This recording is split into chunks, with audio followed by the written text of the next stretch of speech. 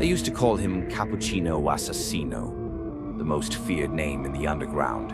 But then he met her, ballerina Cappuccina. She was his peace, his reason to disappear. So he vanished from the life. No more bullets, no more blood, just love.